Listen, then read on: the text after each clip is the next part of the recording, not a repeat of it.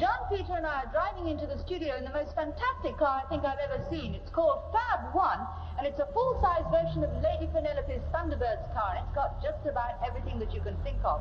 I'm talking to you at the moment on the built-in public address system. I've got a microphone in the back, and my voice is coming through an amplifier in the front radiator. Which is quite unusual, but not as unusual as these doors. Just watch this.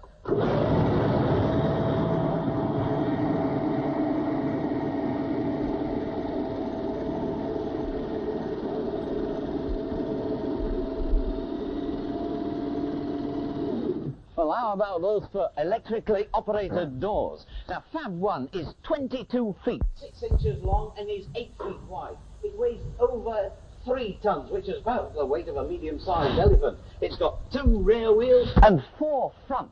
And underneath this enormous bonnet is a 3-litre engine, which will take the car up to 150 miles an hour.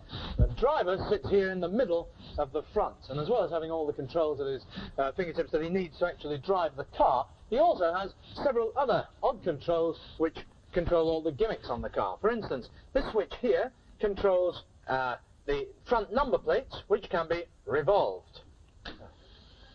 And there they go, just like on the James Bond car we had in the studio a little while ago. And they can be very, very handy indeed if you're in a chase.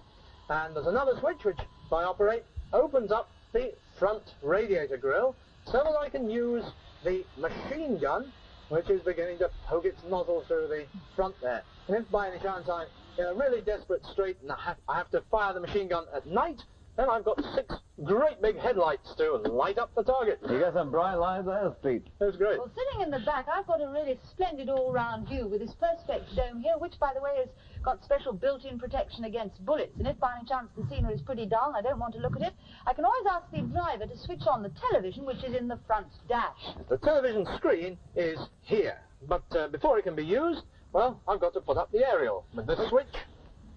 There they go. You don't just use the television set for looking at programs, because if I come round the back and open up this enormous boot, inside, just here, is a closed-circuit television set, and you can see what's coming up behind you through this tiny little window here. And it's a really complicated way of having a rear view mirror, but I should think it's very useful in emergencies. And altogether, this car costs £11,000, and it isn't surprising when you consider that, apart from a lot of the machinery, there are 15 electric motors and over 3 miles of wiring. Well, I don't think you'll be seeing many other cars like this on the road.